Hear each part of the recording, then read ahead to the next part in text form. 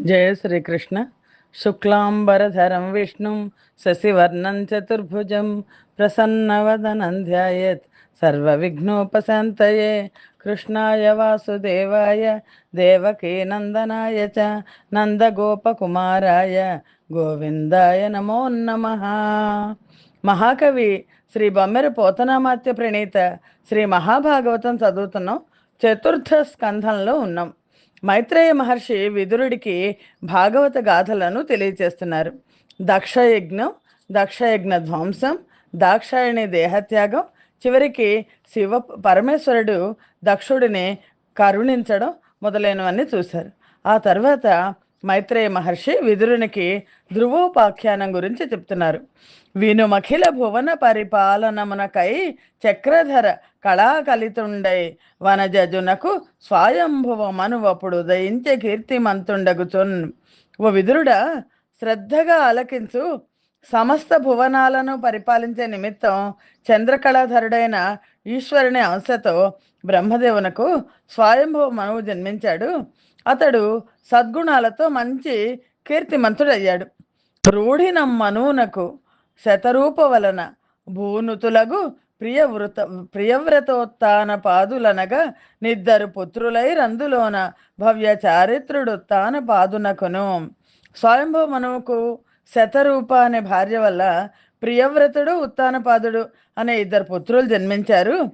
వాళ్ళల్లో ఉత్తానపాదుడు చాలా ఘనత వహించాడు. ఎందుకు అంటే ఉత్తానపాదుడు ధ్రువునికి తండ్రి. ప్రియవ్రతుడు అంటే ప్రియంగా వ్యవహరించడం, వ్రతంగా కలవాడని అర్థం. ఉత్తానపాదుడు అంటే ఉన్నతమైన పాదం కలవాడు అని అర్థం. అంటే ఉన్నతమైన దైవీ గుణాల పట్ల మనస్సును ఉంచాడు అని అర్థం. మనువు మానవ జాతికి ప్రతినిధి. ఆ మనువు సంతానం ప్రియవ్రతుడు, ఉత్తానపాదుడు. ఈ మానవుడైన వాడు అలవాటు చేసుకోవాల్సిన అవసరాల గురించి చెప్పడమే ఈ పేర్లు అని విదురుడికి మైత్రేయ మహర్షి చెప్తున్నాడు. వినుము సునీతియు సురుచియు నన్ను భార్యలు కలరు వారి ఎందును ధ్రువునింగనిన సునీతియు నా ప్రియయును సురుచియు ప్రియము నగుచునున్నట్టి ఎడన్. ఆ ఉత్తానపాదుడికి సునీతి సురుచి అని ఇద్దరు భార్యలు ఉన్నారు. వాళ్ళలో ధ్రువుడి యొక్క తల్లి సునీతి. కానీ రాజైన ఉత్తానపాదుడికి ఆ సునీతి పట్ల అంత ప్రేమ లేదు. కానీ సురుచి అంటే చాలా చెప్పలేని ప్రేమ. అలాంటి సమయంలో ఒకరోజు ఏమైందో తెలుసా? ఒకనాడు సుఖలీలను తానపాదుండు నెరి ప్రియోరాలైన సురుచి కన్న కొడుకునుత్తము తన తొడలపై నిడికొని యుపలాలనము సేయు సున్నవేళ నర్ధి దదారోహణాపేక్షితుండైన ధ్రువుని కనుంగుని తివక యాద రింపకొండుటకు గర్వించి ఆ సురుచియు సవతి బిడ్డండైన ధ్రువుని చూచి తండ్రి తొడనెక్కు వేడుక తగిలనేని భూని నా గర్భమున నాడు పుట్ట కన్య గర్భమున పుట్ట గోరిన గలది నేడు జనకు తొడ ఎక్కువ భాగ్యము సవతి కొడక అనంది. ఒకరోజు సురుచి తన సంతానమైన సురుచి దగ్గర ఉత్తానపాదుడు ఉన్నాడు. అప్పుడు సురుచి యొక్క కుమారుడు ఉత్తముడు ఆ ఉత్తముడిని తన తొడ మీద పెట్టుకుని ఆడిస్తున్నాడు, ముద్దాడుతున్నాడు, లాలిస్తున్నాడు. అలా లాలిస్తుంటే సునీత సంతానమైన ధ్రువుడు చూశాడు. చూసి ధ్రువుడు నేను కూడా తండ్రి తొడ మీద కూర్చోవాలి అని ఆశతో దగ్గరికి వచ్చిన తండ్రి పట్టించుకోలేదు.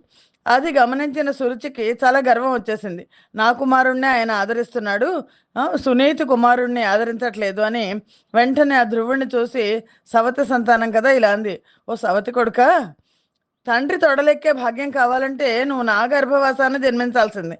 నాకు కొడుకుగా పుట్టుంటే ఇలా తండ్రి ఒళ్ళో కూర్చుని ఉండేవాడివి. ఇప్పుడు నీకు ఆ భాగ్యం లేదు. ఎందుకంటే ఇతరుల గర్భాన్ని జన్మించావు, నీకు ఈ భాగ్యం ఎలా వస్తుంది అంటే అహంకారం అనని ఇంకా అంటోంది. అదిగాన నీ వధోక్షజు పద్మములు ఆశ్రయింపు పాయక హరిన యుధరమున పుట్టజేయును వదలక ఎట్లయిన ముదము వడసదవనగా. మంచి మాటే చెప్పింది ఆవిడేం చెప్పిందంటే, ఒకవేళ నువ్వు నా కడుపున పుట్టాలి అని ఆ భాగ్యం పొందాలంటే నువ్వు తపస్సు చేసుకుంటే కానీ నా కడుపున పుట్టలేవు అంటే అంత అదృష్టవంతుడు అవ్వాలి అని. ఆ భాగ్యం పొందాలంటే నువ్వు విష్ణుమూర్తి పాదాలను ఆశ్రయించు. అప్పుడు పరమాత్ముడైన శ్రీహరి నేను నా కడుపున పుట్టేట్టు చేస్తాడు. అప్పుడు నీ కోరిక తీరి సంతోషం కలుగుతుంది. ఇప్పుడు మాత్రం ఈ జన్మకు మాత్రం నీకు దుఃఖమే మిగులుతుంది అని చెప్పింది ఆవిడ. అని ఈ రీతి నసహ్య వచనములు పిన తల్లి అప్పుడు జనకుడు వినగా దను నాడిన దుర్భాషాఘన శరములు మనము నాటి కార్యవెట్టన్. ఆ చిన్న పిల్లాడు ధ్రువుడు ఈ విధంగా పినతల్లి సురుచి పలికిన మాటలు ధ్రువుడికి భరించరానివయ్యాయి. ఎందుకంటే పోనీ పినతల్లి తిట్టింది అంటే అనుకోవచ్చు, తండ్రి వినేలాగానే తిట్టినా తండ్రి ఏం మాట్లాడలేదు కదా. ఆమె పలికిన దుర్భాషలు వాడి బాణాల్లాగా మనస్సును గాయపరిచి బాధించాయి. తను నట్లు ఉపేక్ష చేసిన జనకుని కడబాసి దుఃఖ జలనిధిలోనన్ మునుగుచును దండతాడి తగన భుజగము బోలె రోష కలితుండగుచున్. చిన్నపిల్లాడు తన్నలాగా తండ్రి ఉపేక్షించాడు అని తండ్రి సమీపాన్ని వదిలిపెట్టి దుఃఖం వచ్చేసింది చాలా. ఏడుస్తూ ఆ దుఃఖ సాగరంలో మునుగుతూ కర్ర దెబ్బ తిన్న పాములాగా రోషపడుతూ ఘన రోదనంబు సేయుచు గను గవలను శోక బాష్ప కణములు దొరగన్ జనని కడకేగుటయు నిజ తనయుని గని యాసు నేతి దద్దయు ప్రేమన్. ఏడుస్తున్నాడు పాపం ధ్రువుడు, పెద్దగా ఏడుస్తూ కళ్ళ వెంట నీళ్లు కారుతుంటే కళ్ళ నీళ్లు తుడుచుకుంటూ తల్లి దగ్గరికి వెళ్ళాడు. అమ్మ చూడు, నాకు ఇవాళ ఈ అవమానం జరిగింది, నాన్న ఒళ్ళో నేను కూర్చుందాం అనుకున్నాను, కానీ నా పినతల్లి ఇలా అంది, నాన్న నన్ను దగ్గరికి తీసుకోలేదు అని చెప్పడానికి తల్లి సునీతి దగ్గరకు ధ్రువుడు వెళ్ళాడు. ఏడుస్తూ వెళ్ళాడు. తల్లి పాపం తన తనయుడైన ధ్రువుడిని చూసి చాలా ప్రేమతో తొడల మీద కూర్చోబెట్టుకుని కరమను రక్తిని మోము నివిరి తద్వృంతాంతమెల్ల వెలదులు నంతఃపుర వాసులు చెప్పిన విని పరవుగా నిట్టూర్పులెసగ భాష్పాకులయ్యి. ఇదంతా కూడా ఇలా జరిగింది అని ధ్రువుడి ముఖాన్ని ఆవిడ తల్లి పాపం కళ్ళు తుడిచి ప్రేమగా ఒళ్ళో కూర్చోబెట్టుకుంది. కానీ జరిగిన వృత్తాంతాన్నంతా అంతఃపుర స్త్రీలు చెప్పారు. ఎందుకు ధ్రువుడు ఏడుస్తున్నాడంటే ధ్రువుడు చెప్పాల, అంతఃపుర స్త్రీలు చెప్పేసరికి విని ఆ నిట్టూర్పులతో ఆవిడ కూడా ఏడ్చింది, కన్నీరు మున్నీరైంది అని సవతి ఆడిన మాటలు సారిదలచి కొనుచు బేర్చిన దుఃఖాగ్ని గుములుచుండే దావ పావక శిఖలచే తగిలి కాంతి వితతి గందిన మాధవీలతికవోలే. ఆ సవతి సునీతి తల్లి, ధ్రువుడి తల్లి సవతి సురుచి అన్న మాటలు మాటిమాటికి తలుచుకుని దుఃఖాగ్నిలో పడి తల్లడిల్లింది. ఎందుకంటే తనకు అవమానాలు పాలవుతోంది, రాజు నిరాదరిస్తున్నాడు, కానీ సవతి కూడా సపత్ని కూడా ఇలాగ తన కొడుకునందే అని దావాగ్ని వేడి సెగలకు కందిపోయిన మాధవీలతలాగా బాధపడుతూ ధ్రువుణ్ణి చేసింది. అంత నా సునీతి బాలకం చూసి తండ్రి దుఃఖించకము అని ఇట్లని ధ్రువుణ్ణి చూసి నాన్న ఏడవకు నువ్వు అని ఇలా అంది. అనగా ఈ దుఃఖమునకు బని లేదన్యులకు సొలయ బలవంతంబై తన పూర్వజన్మ దుష్కృత ఘన కర్మము వెంటనంటరగా నెవ్వలనన్. ఓ పుణ్యాత్మ, ఓ ధ్రువ, నువ్వు దుఃఖించాల్సిన పని లేదు. మనం ఏదైనా పొందాలి అంటే గత జన్మలో పుణ్యం పాపం చేసి ఉండాలి. ఈ గత జన్మలో ఇతరులను బాధించిన దుష్కృతాల కర్మఫలం వెంటాడుతోందేమో మనకి, అందుకని అది చాలా బలీయమైంది. కాబట్టి పెనిమిటి చేతను పెండ్లామని కాదు నికృష్ట దాసి అనియును బిలువంగన జాలని రాలనగల నా కుక్షి నుదయం అందిన కథనన్. నువ్వు బాధపడకు, ఎందుకంటే నువ్వు నా కడుపును పుట్టావు. భర్త చేత భార్య అని కాదు కదా, కనీసం నికృష్టమైన దాసిని అని కూడా పిలిపించుకోవట్లేదు నేను. అలాంటి నిర్భాగ్యురాలను నన్ను ఆయన ఆదరించట్లేదు. నా కడుపు నువ్వు పుట్టావు, అందుకని నీకు ఈ దుఃఖం కలిగింది.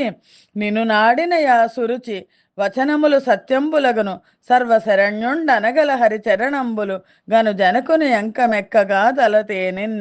ఒకవేళ నిజంగా నా సురుచి అన్న మాటలు నిజమేనన్నా, నీకు ఆ విష్ణుమూర్తి దయ కలిగితే నువ్వు ఆవిడ కడుపును జన్మిస్తావు. నీ తండ్రి అంకసీమ ఎక్కాలన్నదే నీ కోరుకుంటే అందరికీ శరణ్యుడు ఆ శ్రీహరి పాదపద్మాలను ఆశ్రయించు. కాబట్టి పినతల్లైన ఆ సురుచి ఆదేశంతో ఆ శ్రీ మహావిష్ణువుని ఆశ్రయించు, ఎందుకంటే ఈవిడేమీ చెయ్యలేదు, వెళ్ళి భర్తను అడగలేదు అని మళ్ళీ ఇలా అంది ఆవిడ. పరికింపని విశ్వ పరిపాలనమునకై అర్ధి గుణ వ్యక్తుడైన ఎట్టి నారాయణుని పాద నలినములు సేవించి తగ బ్రహ్మ పదంబు వృంది గరుడు మీ తాత యా మనువు సర్వాంతర యామిత్వమగునేకమైన దృష్టి చేసి యాగముల యజించి తా భౌమ సుఖములను దివ్య సుఖముల మోక్ష సుఖములను పొందినట్టి అచ్యుతిని బరుని వితత యోగీంద్ర నికర గవేష్యమాణ చరణ సరసిజ యుగళు స్వత్ప్రకాశు భక్త వత్సలు విశ్వ సంపాద్యు హరిని. ఎంత చక్కగా చెప్పిందంటే, నాన్న నువ్వు దాని గురించి దుఃఖించకు, నువ్వు శ్రీమన్నారాయణుడి కాళ్ళు పట్టుకో, ఆలోచిస్తే ఈ విశ్వాన్ని మొత్తాన్ని పరిపాలించడానికి సగుండే కనిపించే ఆ శ్రీమన్నారాయణ్ణి పాదపద్మాలను సేవించాడు కదా బ్రహ్మ. అందుకని ఆయన బ్రహ్మపదాన్ని పొందాడు. మీ తాతగారైన స్వయంభూ మనువు ఆయన కూడా విష్ణువు సర్వాంతర్యామిత్వాన్ని గుర్తించి ఏకాగ్ర చిత్తంతో ఆ శ్రీహరిని ఉద్దేశించి యజ్ఞాలను చేసి భూలోక సంబంధ సుఖాలను, పరలోక సంబంధమైన దివ్య సుఖాలను, మోక్ష సుఖాన్ని పొందారు కదా. అలాంటి అచ్యుతుణ్ణి, నాశనం లేని వాడిని, పరాత్పరుణ్ణి, యోగీంద్రులు అన్వేషించి ఆరాధించే పాద పద్మాలు గల దేవుణ్ణి, శాశ్వతమైన అనంత కాంతి స్వరూపుణ్ణి, భక్తవత్సలుణ్ణి, విశ్వ సంసేవుణ్ణి హరిని ఆశ్రయించు అని తల్లి చెప్పింది. చెప్తూ ఏమందంటే, కరతల గృహీత లీలాంబురుహ ఎగుచు పద్మగర్భ ముఖ గిర్వాణుల్ పరికింపంగల లక్ష్మీ తరుణీమణి చేత వెదకదగు పరమేశున్. కమలం లాంటి తన హస్తంతో లీలా కమలాన్ని ధరించిన ఆ లక్ష్మీదేవి బ్రహ్మాది దేవతలు తన్ను వెతుకుతుంటే తాను మాత్రం ఆ పరమేశ్వరుడైన శ్రీ మహావిష్ణువు కోసం వెతుకుతూ ఉంటుంది అని ధ్రువుడిని నువ్వు తపస్సు చేసుకో అని చెప్పింది తల్లి. అప్పుడు ధ్రువుడు తపస్సు చేసుకోవడం ఎలాగా? చిన్న పిల్లాడు తపస్సు ఎలా వస్తుంది? ఎప్పుడు ఎప్పుడు అవసరమైనా సరే నారద మహర్షి వచ్చేస్తాడు.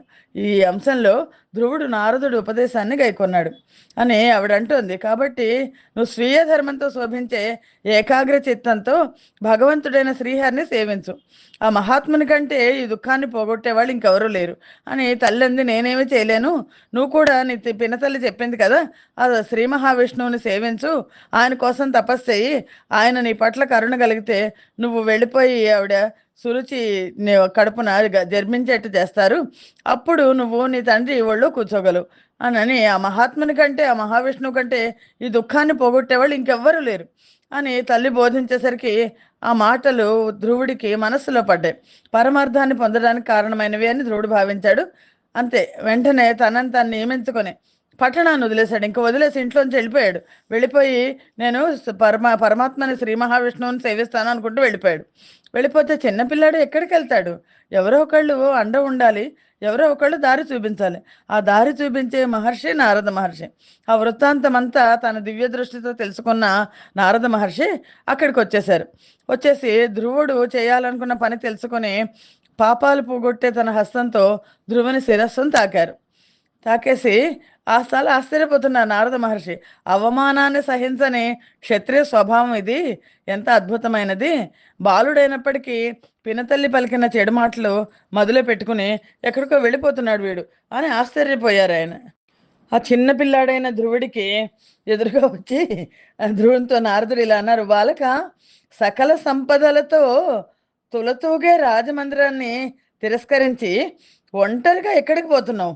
నీ వాళ్ళ వలన జరిగిన అవమానంతో బాధపడుతున్నావని తలుస్తాను అని నారదుడు అన్నాడు. అని నారదుడు చాలా, యో బాలక, సకల సంపత్ సమృద్ధమగు మందిరమ్ము దగడి యొంటినెందుకేగెదవు? స్వజన కృతంబగు నవమానంబుచే నేను సంతప్తుగా తలచెదను అనే అసంతృప్తి నీకు వచ్చింది అని అనేసరికి ధ్రువుడు ఏమన్నాడంటే, స్వామి, నా సవత్తల్లి వాగ్బాణాలతో గాయమైన నా హృదయాన్ని భగవంతుని ధ్యానయోగం అనే రసాయనంతో నేను మాపుకుంటాను. నా సవతల్లి నన్ను తిట్టింది, ఆ తిట్టిన దాన్ని, ఆ బాధని, ఆ గాయం అయిపోయింది నా మనస్సు, దాన్ని ధ్యాన యోగం అనే మందు రాసుకుంటాను. నేను ఆ పరమాత్మని నేను తపస్సు చేయడానికి వెళ్తున్నాను అన్నాడు. ఆ మాటలు విని నారదుడు ధ్రువుడితో ఇలా అన్నాడు, కొంచెం చూశాడు. వినుపుత్రక బాలుడవై ఎనయంబును గ్రీడలందున ఆసక్తమనంబున తిరిగెడు, నీ కాలంబున నీకు అవమాన మానములు లేవెందు. చిన్నపిల్లలకి ఏమి అవమానాలు మానాలు అనేవి ఉండవు. ఓ పసివాడా, చిన్నవాడవైనా నీకు ఆడుకుంటుంటావు కదా, క్రీడల పట్ల ఆసక్తితో తిరగాల్సిన కాలం ఇది. ఇటువంటి వయస్సులో చిన్నపిల్లలకి వాళ్ళని మనం తిట్టినా సరే మన పట్ల కోపం రాదు. కోపాలు, ద్వేషాలు ఇలాంటివి పిల్లలకు ఉండవు. అలాంటి నీకు అవమానాలు ఎక్కడుంటాయి? కాన మనమున వివేకంబు నీకు గలిగనేని సంతోష కలితులైన పురుషులు ఆత్మీయ కర్మ విస్ఫురణ చేసి విదత సుఖ దుఃఖములు అనుభవింతురెప్పుడు. కాబట్టి నీకు ఒకవేళ మానవమానాలు అనే వివేచనా శక్తి, చిన్నపిల్లలకి అవమానము మానము అనే ఉండవు. అలాంటి వివేచన శక్తి కలిగితే ఒక విషయాన్ని తెలుసుకో, సంతోషంగా జీవించే వాళ్ళంతా తమ కర్మఫలమే సుఖమైన దుఃఖమైన అని భావించి అది అనుభవిస్తారు. ఇది ఇప్పుడు ఎవరైనా నిన్ను తిడితే అది కర్మఫలం అనుకుని అనుభవించు. కాబట్టి తెలివిగల వాళ్ళు ఏం చేస్తారంటే, తమకి సంప్రాప్తమైన సుఖమైన, దుఃఖమైన దైవవశమైనవని తలుస్తారు. ఆ విధంగానే సంతృప్తి చెందుతారు. నువ్వు కూడా మీ అమ్మ చెప్పిన మార్గంలో యోగ మార్గంతో సర్వేశ్వరుని అనుగ్రహం పొందాలి. అలా కాదు ఇది దుఃఖం అయినా, సుఖమైనా భగవంతుడిచ్చింది. కాదు నేను భగవంతుడు ఏమైనా సరే నేను సేవిస్తాను అని అనుగ్రహాన్ని పొందాలి అని అనుకుంటే కనుక అని నారద మహర్షి చెప్తున్నారు. అనఘాత్మ యోగీంద్రుల నయంబుధర బెక్కు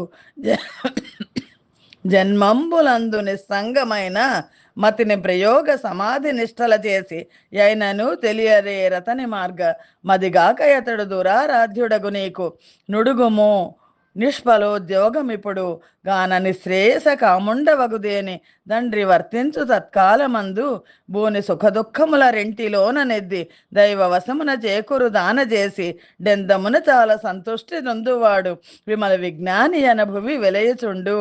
నారద మహర్షి ముందర డిస్కరేజ్ చేశారు. ఎందుకంటే ఏమో చిన్నపిల్లాడు కదా అని. అంటే తెలుసు, మహర్షికి తెలుసు నిస్సంగమతులై యోగ సమాధి నిష్ఠులై ఎన్ని జన్మలు ఎత్తినప్పటికీ కూడా యోగేంద్రులు శ్రీ మహావిష్ణువుని చూడలేరు. నువ్వేమో శ్రీ మహావిష్ణువుని చూడడానికి వెళ్తున్నానన్నావు, అతన్ని చేరే మార్గాన్ని తెలుసుకోలేకపోతున్నారు. ఆరాధించడానికి దుర్లభుడైన వాడు ఆ మహావిష్ణువు. కాబట్టి నువ్వు ఈ వ్యర్థ ప్రయత్నాన్ని విరమించుకో.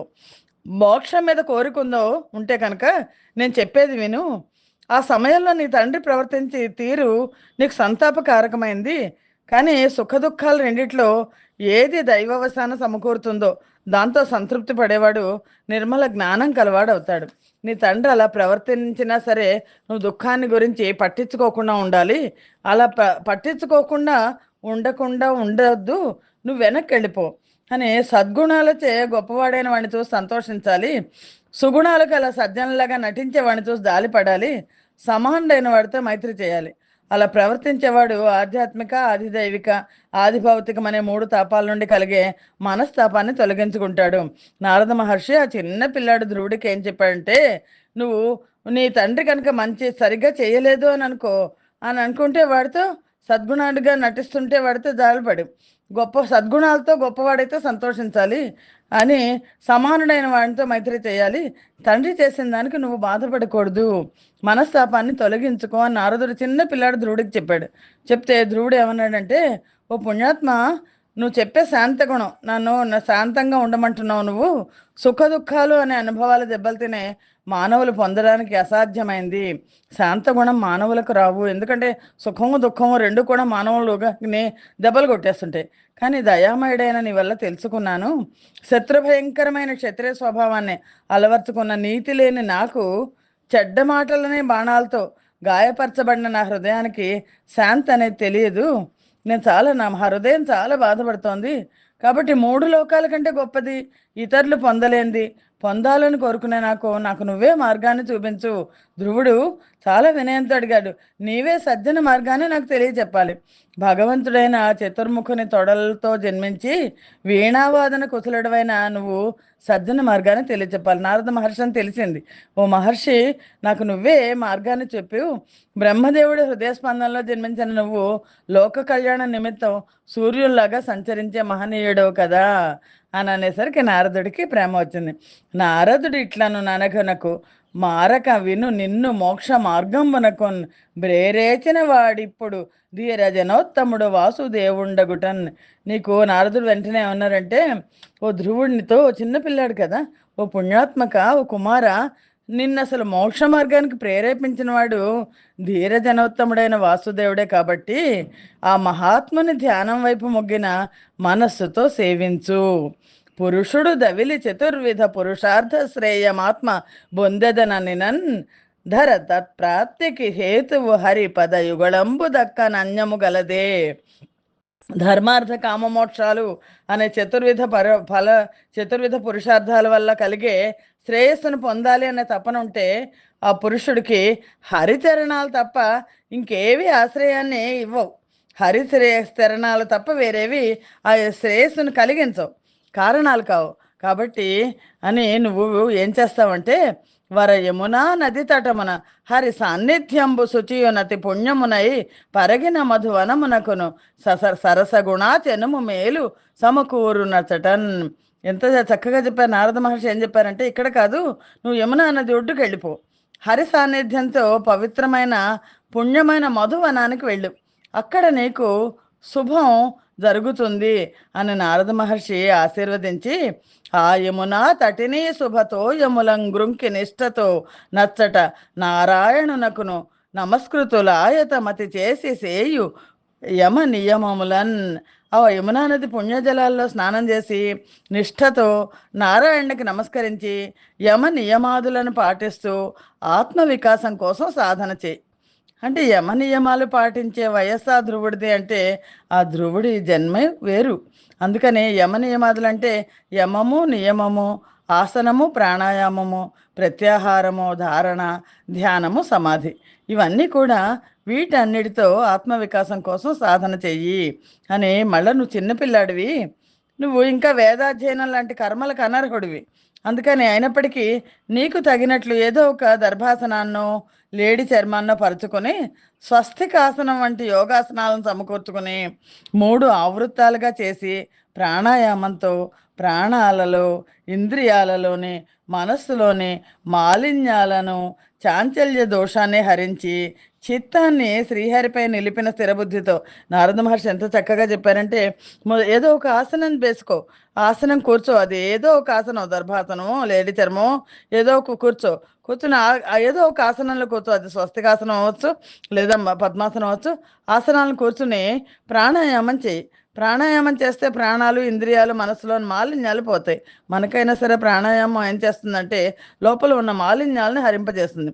చిత్తాన్ని శ్రీహరిపై నిలిపి స్థిరబుద్ధితో నారద మహర్షి ఏం చేయమంటున్నారంటే, ఆశ్రిత సత్ప్రసాదాభిముఖుండును నిద్ధ ప్రసన్నాననేక్షణుండు సురుచిరా నాసుండు శుభ్రూయుగుండును సుకపోలతలుండు సుందరుండు హరినీల సంశోభితాంగుడు ధరుణుండు నరుణావలోక నౌష్ఠాధరుండు కరుణా సముద్రుండు పురుషార్థ నిధియును భ్రణతాశ్రయుండు శోభనకరుండు లలిత శ్రీవత్స లక్షణ లక్షితుండు సర్వలోక శరణ్యుడు సర్వసాక్షి పురుష లక్షణయుక్తుండు పుణ్యశాలి యసిత మేఘ నిభశ్యాముడు అవ్యయుండు. అసలు ఆ మహావిష్ణువు ఎవరో తెలియాలి కదా ధ్రువుడికి. అందుకని నారద మహర్షి ఆ మహావిష్ణువు ఎవరో చెప్తున్నారు. ఆశ్రితుల్ని ఆదరించడానికే సుముఖుడైన వాడు, స్నిగ్ధమైన ముఖము, ప్రసన్నమైన చూపులు కలవాడు, చక్కని ముక్కు గలవాడు, అందమైన కనుబొమ్మలు కలవాడు, చక్కని చెక్కిళ్ళవాడు, సుందరుడు, ఇంద్రనీలమణుల వలె వెలిగిందే అవయవాలు కలవాడు, యవ్వనంలో ఉన్న పడుచువాడు, ఎరుపు రంగుతో ఉన్న ఎర్రవైన చూపులు పెదవులు కలవాడు, కరుణా సముద్రుడు, పురుషార్థ నిధి, నమస్కరించే వాళ్ళకి ఆశ్రయమైన వాడు, శుభాలను కలిగించేవాడు, వక్షం మీద శ్రీవత్సము అనే పుట్టుమచ్చ గలవాడు, సర్వలోక శరణ్యుడు, సర్వసాక్షి, సత్పురుష లక్షణయుతుడైన పురుషోత్తముడు, పుణ్యశాలి, మేఘశ్యాముడు, అవ్యయుడు. అంతేకాదు ఇంకా హార కిరీట కేయూర కంకణ ఘన భూషణుండాశ్రిత పోషణుండు లాలిత కాంచీ కలాప శోభిత కటి మండలుండంచిత కుండలుండు మహనీయ కౌస్తుభామణి ఘ్రణీచారు గ్రైవేయకుండానంద దాయకుండు సలలిత ఘన శంఖ చక్ర గదా పద్మ హస్తుండు భువన ప్రశస్తుడజుడు గమ్ర సౌరభవన మాలికాధరుండు హత విమోహుండు నవ్య పీతాంబరుండు లలిత కాంచన నూపురాలంకృతుండు నిరతిశయ సద్గుణుండు దర్శనీయతముడు. హారాలు, ఇంకా అతను ఎలా ఉంటాడో తెలుసా? హారాలు, కిరీటము, భుజకీర్తులు, కంకణాలు, భూషణాలుగా కలిగి ఉంటాడు. ఆశ్రితుల్ని పోషించే మహానుభావుడు. కటి భాగంలో మొలనూలు ఉంటుంది, చెవులకు కుండలాలు ప్రకాశిస్తుంటాయి, వక్షస్థలంలో కౌస్తుభమణి ఉంటుంది, మెడలో హారాలు ధరించుంటాడు, ఆనందదాయకుడు, శంఖ చక్ర గదా పద్మహస్తుడు, భువన ప్రశస్తుడైన వాడు, జన్మరహితుడు, పరిమళాలు విరజిమ్మే వైజయంతి మాలను ధరించినవాడు, ఏ మోహము లేనివాడు, కొత్త పీతాంబరాన్ని ధరించినవాడు, బంగారు అందెలు ధరించినవాడు, గొప్ప సద్గుణాలు కలవాడు. దర్శించదగిన వారిలో ప్రథముడు ఆ శ్రీమన్నారాయణుడు. సరస మనోలోచన ముత్కరుడును, హృత్పద్మ కర్ణికా నివసిత విస్ఫుర దురునఖ మణిశోభిత చరణ సరోజాతు డతుల శాంతుండు ఘనుడున్. మనోనేత్రాలకు ఆనందం కలిగించేవాడు. భక్తుల హృదయ పద్మంలో నివసించి రత్నాల్లాగా ప్రకాశించే పాద గోళ్ల కాంతులు కలవాడు. సాటిలేని శాంత స్వభావుడు, గొప్పవాడు ఆ దేవదేవుడు. అలాంటి ఆ పురుషోత్తముణ్ణి, అంటే ఆ మహావిష్ణువు ఎలా ఉంటారో ఒక ఊహని ధ్రువుడికి ఇచ్చేశారు. ఇదిగో ఇలా ఉంటాడు ఆయన, ఈ ఆభరణాలు పెట్టుకుంటాడు, ఈ ఆయుధాలు ధరించి ఉంటాడు, ఇలాంటి మాలలు వేసుకుని ఉంటాడు అని నారద మహర్షి చెప్పి, అటువంటి ఆ పురుషోత్తముణ్ణి పూజించాలి. హృదయంలో ఉన్నవాడు, అనురాగంతో చూసేవాడు, వరాలు ఇయ్యటంలో శ్రేష్ఠుడు అయిన నారాయణుణ్ణి ఏకాగ్ర చిత్తంతో ధ్యానం చేయాలి. సమస్తము శ్రీమన్నారాయణకి అర్పించే నివృత్తి మార్గంలో ధ్యానిస్తే ఆ పురుషోత్తముడిని దివ్య మంగళ స్వరూపం మనసులో కుదురుకుంటుంది, మళ్ళీ చెదరిపోదు. అంతేకాదు, ఏ మంత్రాన్నైనా 7 రోజులు జపిస్తే ఆకాశ మార్గాన సంచరించే సిద్ధ పురుషులను చూడగలుగుతాం.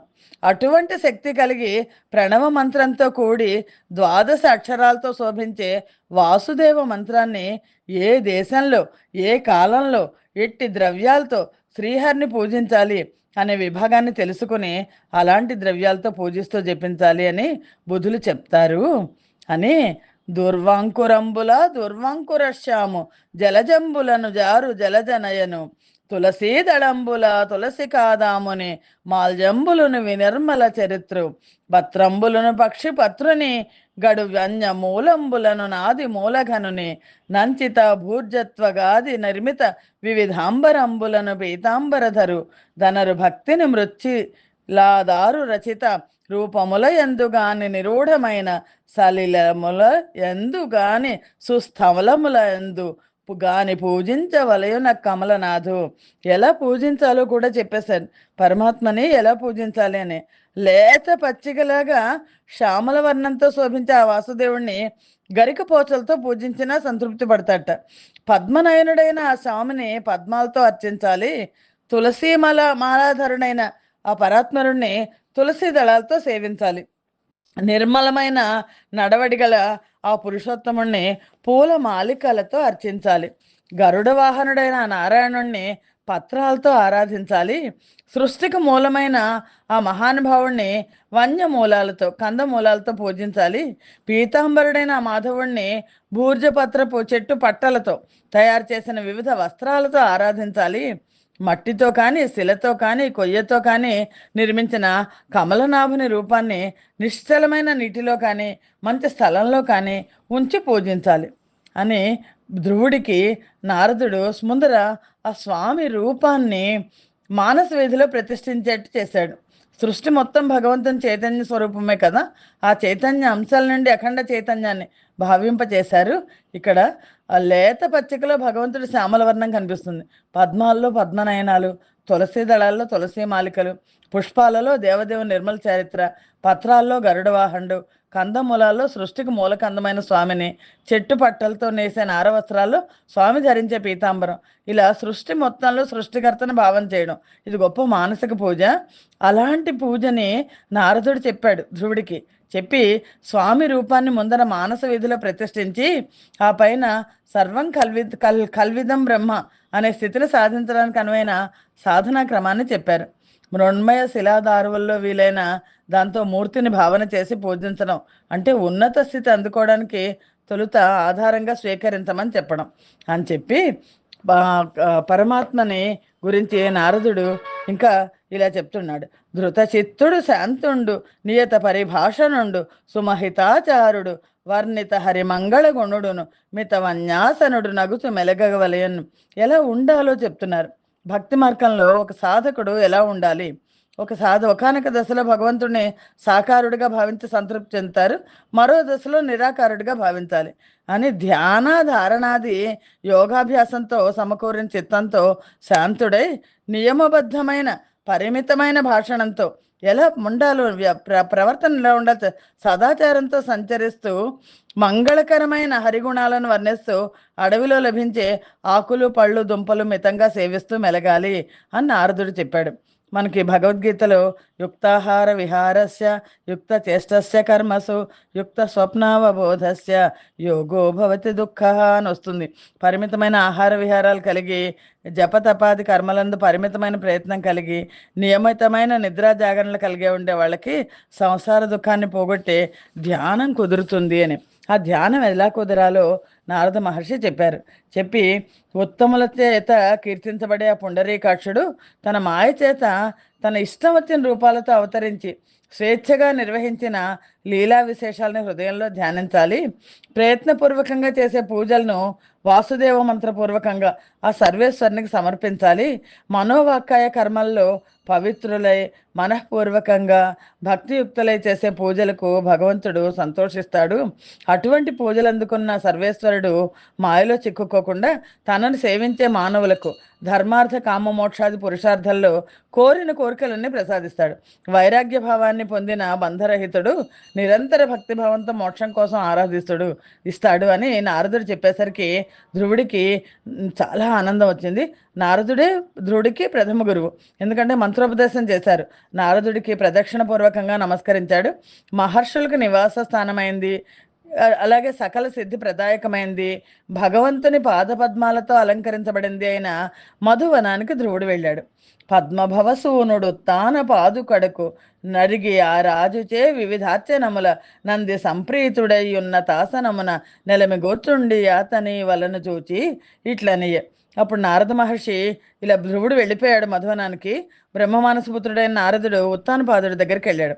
ఆ రాజు చేసిన వివిధ పూజలను స్వీకరించి ప్రీతి చెంది ఉచితాసనం మీద కూర్చుని ఆ రాజు వైపు చూసి ఇలా అన్నాడు: భూనాయక నీ విపుడ మ్లానాస్యుడ వగుచు చాలా మదిలో జింతం బూనుటకేమి కతంబన నా నారదు తోడ నాతడనియన్ మరలన్.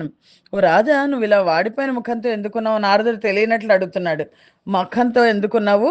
మదిలో ఏదో తీవ్రంగా చింతిస్తున్నావు, దీనికి కారణం ఏంటి అంటే నారదుడు అలా ప్రశ్నించేసరికి ఉత్తానపాదుడు ఇలా సమాధానం చెప్పాడు: మునివర వివేకశాలియు ననగుడు 5 బాలు డస్మత్ ప్రతి డస్మత్ ప్రియ నందను హృదయుడును నగు నాచేతను పరిభవం అంది చెనియ తల్లియుతాను. ఓ మునివర్య, వివేకవంతుడు, ఇంకొకసారి పద్యం చదువుతాను. మునివర వివేకశాలియు ననగుడు 5 బాలుడు డస్మత్ ప్రియనందను డదయుడనగు నాచే తను పరిభవమంది చెనియ తల్లియుతాను. ఓ మునివర్య, వివేకవంతుడు పుణ్యాత్ముడు అయిన 5 నా ముద్దుల కుమారుణ్ణి దయావిహీనుణ్ణి నేను పరాభవించాను. ఆ పరాభవానికి నొచ్చుకొని వాడు తల్లితో పాటు అరణ్యాలకు వెళ్ళిపోయాడు అని. అంటే తల్లి కూడా వెళ్ళిందా అనేది మనకు తెలియదు. ధ్రువుడు ఒక్కడే వెళ్ళినట్టు మనం అనుకుంటాం. తల్లితో వెళ్ళిపోయాడని ఉత్తానపాదుడు ఇక్కడ చెప్తున్నాడు అని. చెనియుగ్రాటవిజొచ్చి ఎచ్చట బధిశ్రాంతుండు క్షుత్పీడుతండును సంలాన ముఖాంబుజుండు ననఘుండున్ బాలకుండైన మత్తనయున్ ఘోర వృకాహి భల్ల ముఖ సత్వశ్రేణి భక్షించనోయని దుఃఖించదనాదు చిత్తమున నార్యస్తుత్య ఇట్లౌటకున్. అలా అడవికి పోయిన నా కుమారుడు అడవికి వెళ్ళిపోయాడు. అక్కడ అలసడతో ఆకలితో బాధపడ్డాడమో, వాడిపోయిన ముఖంతో తిరిగి ఆ పసివాడిని ఏ తోడేళ్ళు సర్పాలు ఎలుగుబంట్లు లాంటి క్రూర జంతువులు పొట్టను పెట్టుకున్నాయేమో అని నా మదిలో దుఃఖిస్తున్నాను అన్నాడు. అట్టి ఉత్తమ బాలు నా ఎంకపీఠ మందు కూర్చుండనీక నిరాకరించి ఎంగనాసక్త చిత్తుండనైన ఎట్టి నాదో దౌరాత్మ్యమిది ముని నాథ చంద్ర. అక్కడ సురుచికి అడ్డం చెప్పలేకపోయాడు. సురుచి మాట్లాడుతుంటే మాట్లాడలేకపోయాడు మహారాజయ్యుడు కూడా. అటువంటి ఉత్తముడైన పసివాడిని నా అంకపీఠం మీద కూర్చుండనేక నిరాకరించాను. స్త్రీ మీద వలపుతో దుర్బలున్నాయి, ఇలా తప్పు చేశాను, దురాత్ముణ్ణి అని బాధపడ్డాడు. నా విని నారదుండు నరనాథునకిట్లను నీ కుమారుడా దేవ కిరీట రత్న రుచితీపిత పాద సరోజుడైన రాజీవ దళాక్షరాక్షితు డశేష జగత్ పరికీర్తనీయ కీర్తి విభవ ప్రశస్త సుచరిత్రుడు వానికి దుఃఖమేటికి. వాడు ఏమయ్యాడు అనంటే నారద మహర్షి చెప్తున్నాడు. ఇలా బాధపడుతున్న ఉత్తానపాదుడిని చూసి నారదుడు ఇలా అన్నాడు: నీ కుమారుడు ఏ మహాత్ముని పాద సరోజాలపై దేవతల రత్న కిరీట కాంతలు ప్రకాశిస్తాయో ఆ పద్మాక్షుని చేత రక్షించబడుతున్నాడు.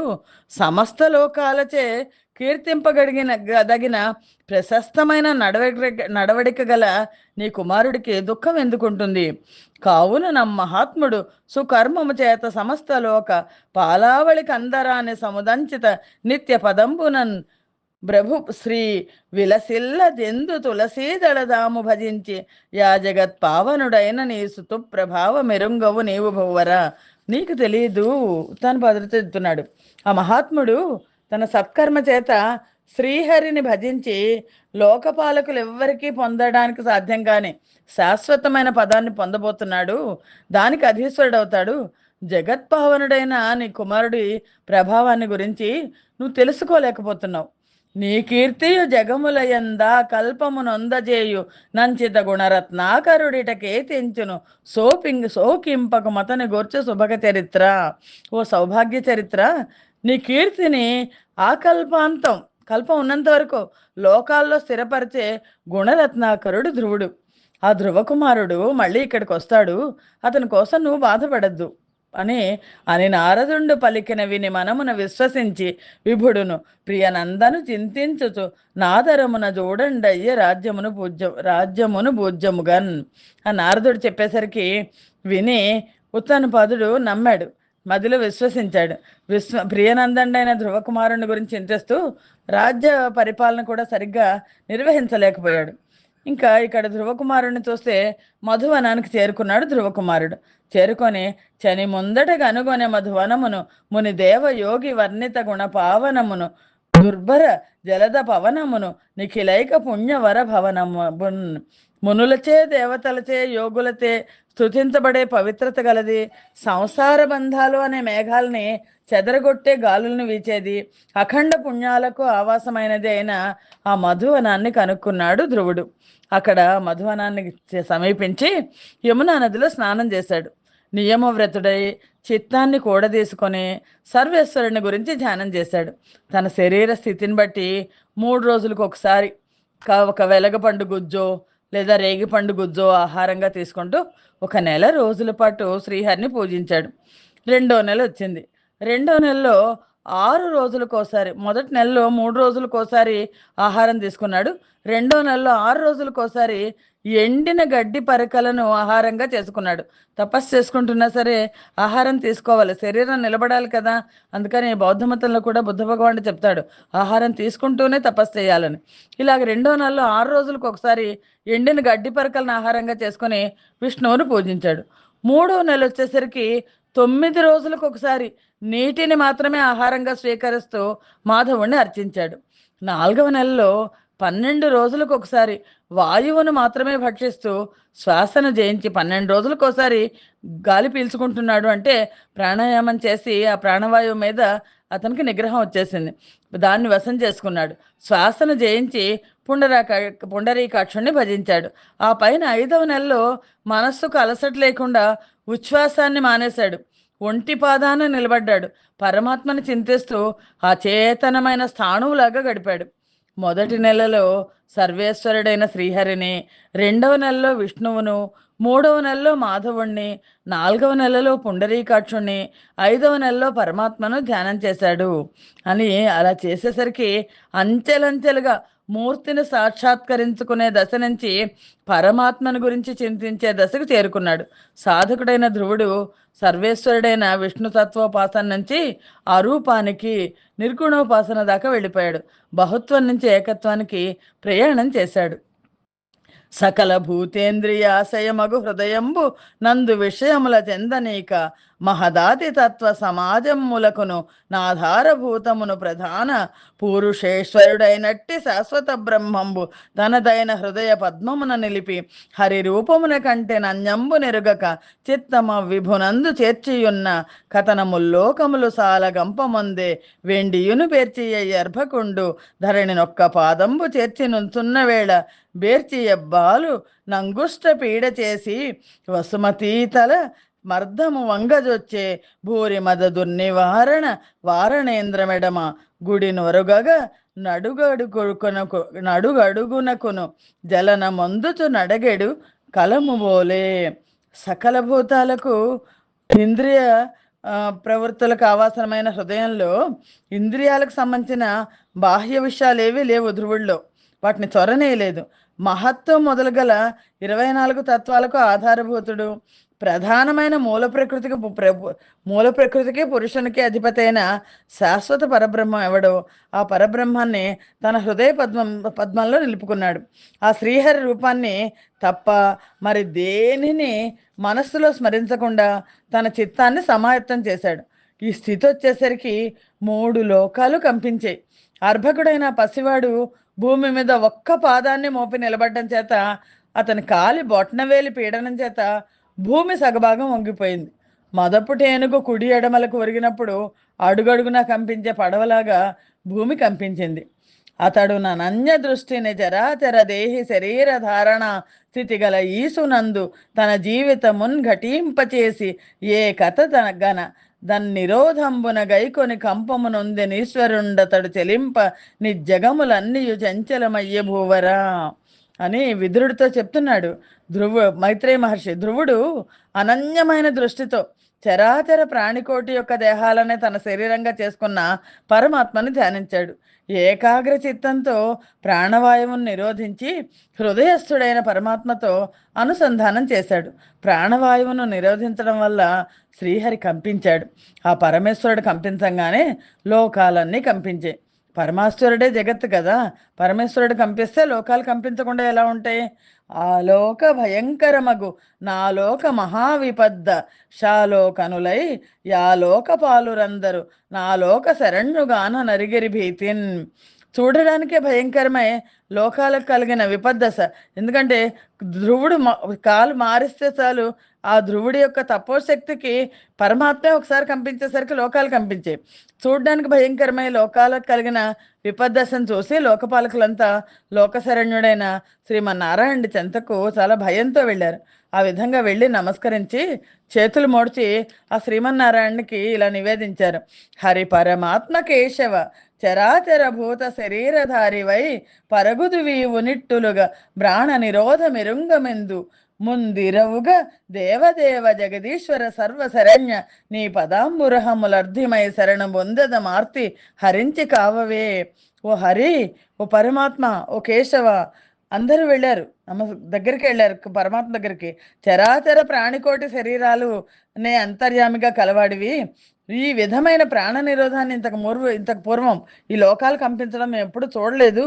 ఓ దేవదేవ, ఓ జగదీశ్వర, సర్వలోక శరణ్య, నీ పాద పద్మాలనే కోరి శరణ పొందుతున్నాము. మా ఆర్తిని హరించి మమ్మల్ని కాపాడు. మొత్తం దేవతలందరూ వెళ్ళిపోయారు అని ఈ విధంగా దేవతలు విన్నవించగా పరమేశ్వరుడైన మాధవుడు ఆ శ్రీహరి వాళ్ళతో ఇలా అన్నాడు. ఉత్తానపాదుడనే పేరు గలవాడి కుమారుడైన ధ్రువుడు, ఎందుకంటే దేవతలకు కూడా తెలియదు ఏమవుతోంది అని, విశ్వరూపధారి అయిన నాయందు చిత్తాన్ని ఐక్యం చేసి తపస్సు చేస్తున్నాడు. దాని వలన మీకు ప్రాణ నిరోధం జరిగింది. దాటడానికి వీలు కానట్టు ఆ తపస్సును నేను మాన్పిస్తాను, మీరు భయపడకండి, మీ నివాసాలకు వెళ్ళండి అని ఆజ్ఞాపిస్తే ఆ దేవతలు నిర్భయలై ఈశ్వరునికి ప్రణామాలు అర్పించి స్వర్గానికి వెళ్ళారు. ఆ తర్వాత హరి ఈశ్వరుండు విహగ కులేశ్వరయానుడై నిజ భృత్యుడైన ధ్రువుని గనుగొని వేడుక జనింప నా మధువనమున కప్పుడు సని ధ్రువుండు పరువడి యోగ విపాక తీవ్రంబైన బుద్ధిచే నిజ మనోంబురుహ ముకుళమందు దటిత్ ప్రభాయత మూర్తియట దిరోధానంబునను నొంది తక్షణంబ తన పురోభాగమందు నిల్చినను పూర్వ సమధిక జ్ఞాన నయన గోచర సమగ్ర మూర్తింగనుగొని సంభ్రమమునను సమ్మదాశ్రువులు రాల పులకీ కృతాంగుడగుచు. హరైన ఈశ్వరుడు గరుడ వాహనారూఢుడై తన సేవకుడైన ధ్రువుణ్ణి చూసే వేడుకతో మధువనానికి వెళ్ళాడు. తీవ్రమైన యోగ సమాధిలో ఉన్న ఆ ధ్రువుడు తన హృదయ పద్మంలో తటిత్తుల మెరుపులాగా ప్రకాశించే పరమాత్మ రూపాన్ని ధ్యానిస్తున్నాడు. బయట ఉన్న ఈశ్వరుడిని చూడలేదు, ఆయన లోపల ధ్యానిస్తున్నాడు, కళ్ళు తెరవలేదు. కానీ ఆ రూపం హఠాత్తుగా మాయమై తన ఎదుట కళ్ళు తెచ్చేసరికి తన ఎదుట బయట నిలిచింది. వెంటనే ధ్రువుడు జ్ఞాననేత్రాలకు పొడగట్టిన సంపూర్ణ రూపాన్ని సంభ్రమంతో చూసి ఆనంద బాష్పాలతో పులకిత శరీరురై నిలిచాడు. నయనముల విభుమూర్తి బాణంబు సేయు పగిది తన ముఖమునను జుంబనము సేయు లీలదగ భుజములను నాలింగనంబు సేయు గతి దండవన్ నమస్కృతులు నచ్చే. తన నేత్రాలతో స్వామి రూపాన్ని తాగుతున్నట్లు, తన ముఖంతో స్వామిని ముద్దు పెట్టుకుంటున్నట్లు, తన భుజాలతో ఆ పరమాత్మను కౌగలించుకున్నట్లు అనుభూతి చెందుతూ సాష్టాంగ నమస్కారం చేశాడు ధ్రువుడు. అలా ఆ విధంగా దండ ప్రమాణామాలు చేసి దోసిలి యొగ్గి స్తుతించాలని నిశ్చయించుకున్నాడు. కానీ స్తోత్రం చేయడానికి చిన్నపిల్లాడు కదా, 5 ఏళ్ల పిల్లాడు. సమర్థత చాలలేదు. సమస్త ప్రాణికోటికి అంతర్యామి అయిన ఈశ్వరుడు ధ్రువుని మదిలోని తలపు తెలుసుకున్నాడు. వేదమయమైన తన పాంచజన్యంతో ధ్రువుడి చెక్కిలిపై స్పృశించాడు. ఆ స్పర్శతో ధ్రువుడికి జీవుడు ఈశ్వరుడు ఎవరెవరో నిర్ణయించే జ్ఞానం లభించింది. భక్తిభావనిష్ఠుడైన ధ్రువుడు లోకమంతా వ్యాపించిన పరమాత్మ కీర్తిని తెలుసుకొని భగవంతుణ్ణి ప్రతిపాదించే వేదమయమైన వాక్కులతో ఈ విధంగా స్తుతించాడు. దేవా, నిఖిల శక్తి ధరుండవు, నంత ప్రవిష్టం ఉండవు నైనా నీవు లీనంబులైన మదీయ వాక్యంబుల ప్రాణేంద్రియంబులంగర చరణ శ్రవణత్వగాదులను జిచ్చక్తిచే కృపంచేసి జీవింపంచేసిన భగవంతుడవును పరమ పురుషుండవును నైనా నీకు నమస్కరింతు. ఓ దేవా, నీవు నిఖిల శక్తిని ధరించిన వాడవు, అంతర్యామివి.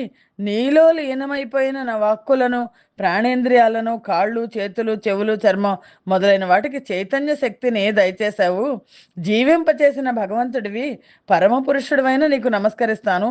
నువ్వు ఒక్కడివే అయినప్పటికీ ఈ అశేష విశ్వాన్ని నీ మాయాశక్తితో సృష్టించి అందులోనికి ప్రవేశించి ఇంద్రియాలలో నివసిస్తున్నావు.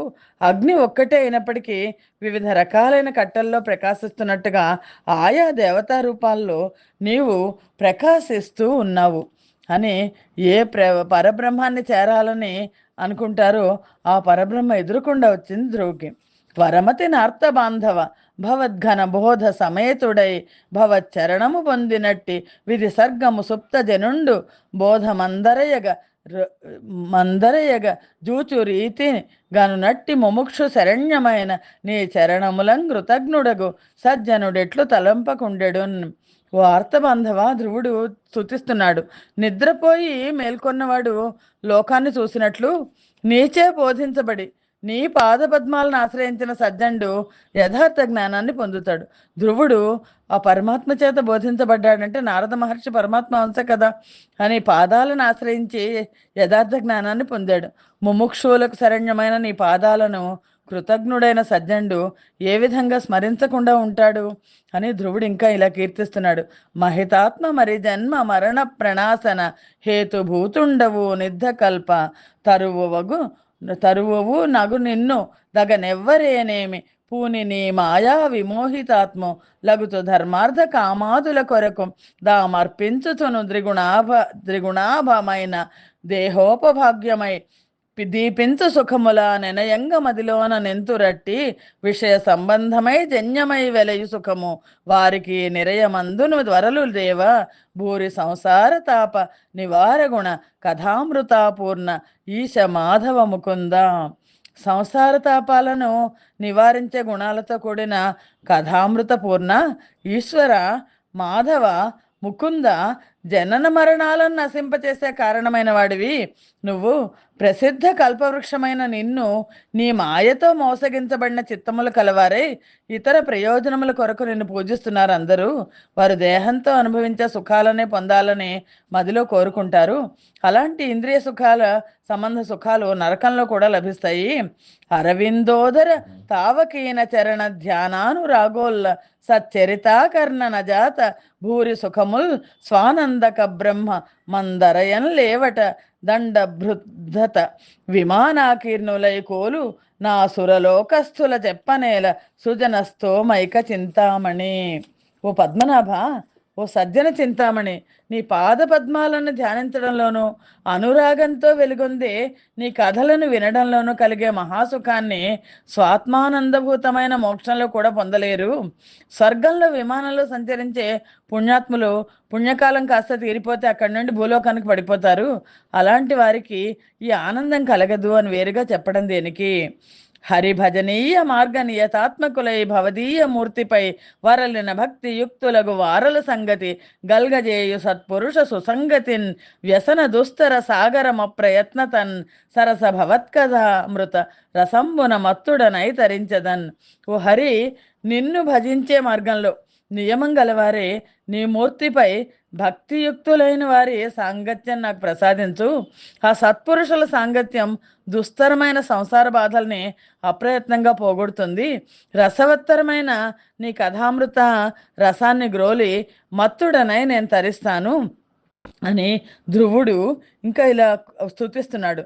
నిరతము దావకీన భజనీయ పదాబ్జ సుగంధ లబ్ధి ఎవ్వరి మది వందగా గలుగు వారలు తత్ప్రియ మర్త్య దేహమున్నరయ దదీయదార ధనయాది సుహృద్గృహ బంధు వర్గమున్ మరుతురు విశ్వతోముఖ రమాహృదయేశ ముకుంద మాధవ. ఓ విశ్వతోముఖ, ఓ రమాహృదయేశ్వర, ముకుంద, మాధవ, నీ పాద పద్మాల సుగంధాన్ని అనుభవించిన వాళ్ళు మరణించే తత్వం గల శరీరాన్ని మర్చిపోతారు. భార్య, బిడ్డలు, స్నేహితులు, బంధువులు, ఇల్లు, వాకిలి అనే విషయాలను కూడా పూర్తిగా మర్చిపోతారు. ఓ పరమాత్మ, ధ్రువుడు కీర్తిస్తున్నాడు. మానవులు, దేవతలు, పశుపక్షాదులు, రాక్షసులు, పాములు, పక్షులు మొదలైన వానితో వ్యాపించి మంచి చెడు విశిష్టమైనవి అనే అంశాలతో తత్వాలతో మూల కారణమైన నీ విరాట్ స్వరూపాన్ని నాకు తెలుసు. కానీ దీనికి అతీతమైన మంగళకరము మహితైశ్వర్య సంపన్నము అయి శబ్ద వ్యాపారానికి గోచరం కానీ పరబ్రహ్మ స్వరూపాన్ని నేను ఎరగను. నిర్మలాకార, సంసార భయవిదూరా, పరమ మునులచే కీర్తించబడేవాడా, ఎడతెగని కర్మఫల రూప పద్మనేత్ర రమాకళత్ర, నీకు నమస్కారము. ధ్రువుడు ఇంకా ఇలా అంటున్నాడు. సర్వేశ కల్పాంత సమయంబునందు నీ అఖిల ప్రపంచంబున ఆహరించి ఎనయంబు శేష సహాయుండవై శేష పర్యంక తలమున బవ్వళించి యోగ నిద్రారతి నుండి నాభీ సింధుజ స్వర్ణలోక కంజాత గర్భమందు చతుర్ముఖ నమర బుట్టించుచు రుచినొప్పు బ్రహ్మస్వరూపివైన నీకు మృక్కెదనత్యంత నియమమొప్ప భవ్య చారిత్ర పంకజ పత్ర నేత్ర చిర శుభాకార నిత్య లక్ష్మీ విహార యవ్యయానంద గోవింద హరిముకుంద. ఓ సర్వేశ్వర, కల్పాంతమై ప్రళయం వచ్చినప్పుడు ఈ అఖిల ప్రపంచాన్ని పూర్తిగా మాయం చేసేసి శేషుని సహాయంగా చేసుకొని ఆదిశేష తల్పంపై శయనించి యోగ నిద్రాసక్తుడవుతావు. ఆ పైన నీ నాభి అనే సముద్రం నుండి పుట్టిన స్వర్ణమయమైన తామర పువ్వులో నుండి చతుర్ముఖుడైన బ్రహ్మను పుట్టిస్తావు. అటువంటి తేజోమయమై ప్రకాశించే బ్రహ్మస్వరూపి అయిన నీకు అత్యంత నియమంతో నేను నమస్కరిస్తున్నాను. భవ్య చరిత్ర, పద్మదళ నేత్ర, చిరకాలం శుభాలను కలిగించే ఆకారం కలవాడా, నిత్య లక్ష్మీ విహార, తరగని ఆనందానికి నిలయమైనవాడా, గోవింద, హరి, ముకుంద, నీకు నేను నమస్కారాలు తెలియజేస్తున్నాను అని ఆ విధంగా యోగ నిద్రలో పరవశుడమైనప్పటికీ జీవుల కంటే అత్యంత విలక్షణమైన వాడివి నువ్వు. బుద్ధి, మనస్సు, ఊహ మొదలైన వాటిచే విభజింపబడిన అఖండమైన శక్తినేది దేంతోనూ తెలుసుకోలేము. ఊహతో కానీ, బుద్ధితో కానీ, మనస్సుతో కానీ పరమాత్మ శక్తిని తెలుసుకోలేము. ఆ అఖండమైన స్వశక్తి చేత లోకపాలన నిమిత్తం యజ్ఞాధిపత్యాన్ని వహిస్తావు. కాబట్టి నువ్వు నిత్యముక్తుడవు, పరిశుద్ధుడవు, సర్వజ్ఞుడవు, ఆత్మవు, దేహివైన కూటస్థుడవు, ఆది పురుషుడవు, భగవంతుడవు, త్రిగుణాలకు అధినాయకుడివై వర్తించేవాడివి. భాగ్యవిహీనుడైన ఈ జీవుని యందు ఈ దివ్యగుణాలేం లేవు కదా. ఏ సర్వేశ్వరుని యందు విరుద్ధ గతితో వివిధ శక్తులతో కలిసిన అవిద్యతో కూడి ఒకదాని వెంట ఒకటి లీనమవుతుంటాయో అటువంటి విశ్వకారణము, ఏకము, అనంతము, ఆద్యము, ఆనందమాత్రము, అవికారమైన పరబ్రహ్మానికి నేను నమస్కరిస్తున్నాను. ఓ దేవ, నిష్కాములైన వాళ్ళు నిన్నే సర్వతోముఖ ఫలంగా భావిస్తారు. రాజ్య సుఖాదుల్లో పరమార్థ ఫలం ఏంటంటే సర్వార్థ స్వరూపుడమైన నీ పాదపద్మాలను సేవించడమే. ఈ విధంగా నిశ్చయమైనప్పటికీ కోరికలు కల దీనులకు కోరికలు తీర్చి సంసార భయాలను పోగొడతావు. అది గోవు తన దూడకు పాలిస్తూ తోడేళ్లు మొదలైన క్రూర జంతువుల భయం నుంచి రక్షించడం లాంటిది అని సత్య సంకల్పుడు సుజ్ఞాని అయిన ధ్రువుని చేత శ్రీమన్నారాయణుడు కీర్తించబడ్డాడు. మృత్యుల పట్ల అనురక్తి గల భగవానుడు మనస్సులో సంతోషించి ఇలా అన్నాడు: ధీరవ్రత రాజన్య కుమారక నీ హృదయమందు మసలిన కార్యం బారూఢిగా నెరుగుదును నారాయణది వందరాని దైనను నిత్తును. ఓ ధీరవ్రత, ఓ రాజకుమార, నీ హృదయంలో మెదిలే కోరికను నాకు తెలుసుకున్నాను. అది పొంద వీలు కాంది అయినప్పటికీ కూడా నీకు ప్రసాదిస్తాను. గానుగ యంత్రానికి ఉన్న ఇరుసు కట్టిన ఎద్దు చక్రాకారంగా పరిభ్రమించినట్లు గ్రహాలు, నక్షత్రాలు, తారాగణాలు, జ్యోతిష్ చక్రము, నక్షత్ర రూపాలైన ధర్ముడు, అగ్ని, కశ్యపుడు, శుక్రుడు, సప్తర్షులు తారకలతో కూడి నీ చుట్టూ ప్రదర్శనం చేసేట్లు తిరుగుతారు. ఎంత అద్భుతమైన వరం ఇచ్చారో ధ్రువుడికి. ఇతరులు చేరడానికి వీలు కానిది, అధిష్ఠించడానికి సాధ్యం కానిది, మూడు లోకాలు ప్రళయంలో నశించకుండా ఉండే ప్రకాశించే ధ్రువ పదాన్ని 26,000 సంవత్సరాల తర్వాత పొందుతావు. అప్పటిదాకా నువ్వు నీ తండ్రి రాజ్యాన్ని పరిపాలించు. నీ తండ్రి వనవాసానికి వెళ్ళాక ఆ రాజ్యాన్ని ధర్మ మార్గంలో జితేంద్రుడివై పూజ్యంగా పరిపాలించు. నీ సోదరుడైన ఉత్తముడు వేట నిమిత్తం అడవికి వెళ్ళి చనిపోతాడు. అతన్ని వెతుక్కుంటూ మనస్సును తనపైన నిలిపిన అతని తల్లి సురుచి అడవికి పోయి దావాగ్నిలో చిక్కుకుని చనిపోతుంది. పరమాత్మ ఏం చెప్పారంటే, నీ మనస్సులో ఏముందో అది నేను తీరుస్తాను. నువ్వు ఒక ధ్రువ పదం చేరుతావు. ఆ ధ్రువపదం గానుగ యంత్రానికి ఉన్న ఇరుసు కట్టిన ఎడ్లులాగా చక్రాకారంగా గ్రహాలు, నక్షత్రాలు, తారాగణాలు అన్నీ నీ చుట్టూ తిరుగుతాయి. అందుకని ఆ ధ్రువపదంలో నువ్వు చేరతావు. కానీ అది ఎప్పుడు అంటే 26,000 సంవత్సరాల తర్వాత అని. ముందర రాజ్యాన్ని పరిపాలించు. నీ సోదరుడు కూడా, నీ పినతల్లి కూడా మరణించబోతున్నారు అని చెప్తాడు. అని చెప్పి అది తట్టుకోవడం కష్టం, మరణించడం. ఎందుకంటే ధ్రువుడికి ఇష్టం లేనిది. అనఘాత్మ మరి నీవు యజ్ఞ రూపుండనదగు నన్ను సంపూర్ణ దక్షిణంబు లగు మఖంబుల చేత నర్చించి సత్యంబులగు నిహ సౌఖ్యంబులు అనుభవించు. అంత్యకాలమున నన్నాత్మదలచుచు మరి సర్వలోక నమస్కృతమును మహిబునరావృత్తి రహితంబు సప్తర్షి మండలోన్నతమగు మామకీన పదము దగబొందగలవని పరమపురుషుడతని అభిలషితార్థంబులు అర్థినిచ్చి అతడు అనుగొనుచుండంగా నాత్మపురికి గరుడ గమనుడు వేంచేసే కౌతుకమున. ధ్రువుడితో, చిన్న పిల్లాడైన ధ్రువుడితో పరమాత్మ ఏం చెప్పారంటే, ఓ పుణ్యాత్మ, యజ్ఞస్వరూపుడమైన నన్ను సంపూర్ణ దక్షిణాలతో కూడా నా యజ్ఞాలతో అర్చించి నిజమైన ఇహలోక సౌఖ్యాలను అనుభవిస్తావు. మరణకాలంలో నన్ను మనసులో స్మరిస్తూ అన్ని లోకాల చేత నమస్కరింపదగింది, పునర్జన్మ లేనిది సప్తర్షి మండలం కన్నా పైనున్న నా పదాన్ని పొందుతావు అని పరమాత్మ ధ్రువుడు కోరిన వరాలను ప్రసాదించి అతను చూస్తుండగానే తన పట్టణమైన వైకుంఠానికి వెళ్ళిపోయాడు. అప్పుడు అంత ధ్రువుడును బంకేరు హాక్షపాద కమల సేవోపపాదిత ఘనమనో రథముల తనరియు తనదు చిత్తంబులోన దృష్టి పొందక తనియ విశిష్ట చరిత. అప్పుడు ధ్రువుడు పద్మాక్షుడైన శ్రీ మహావిష్ణువు పాదపద్మాల సేవ వల్ల తన మదిలోని గొప్ప కోరికలు తీరినప్పటికీ మనస్సుకు తృప్తి లేకుండానే వెళ్ళాడు అని మైత్రేయుడు ధ్రువుడు అట్లనయము హరిచే కృతార్థుడైన విధం బెల్లను వినిపించిన విదురుడు విని మునివరు చూచి పలిక వినయం బసగన్ అని మైత్రేయ మహర్షి విదురుడితో చెప్పి ఇలా ధ్రువోపాఖ్యాన్ని నేను నీకు చెప్తున్నాను. ధ్రువుడు వెనక్కి తిరిగి తండ్రి దగ్గరికి వెళ్ళాడు అని చెప్పారు. ఇక్కడ మనం ఆప్చేద్దాం. స్వస్తి ప్రజాభ్య పరిపాలయంతాం న్యాయేన మార్గేణ మహిమహీషా గోబ్రాహ్మణేభ్య శుభమస్తు నిత్యం లోకా సమస్తా సుఖినో భవంతు. సర్వం శ్రీకృష్ణార్పణమస్తు. యదక్షర పదభ్రష్టం మాత్రహీనంతు యద్భవేత్ తత్సర్వం క్షమ్యతాం దేవ నారాయణ నమోస్తుతే. జై శ్రీకృష్ణ.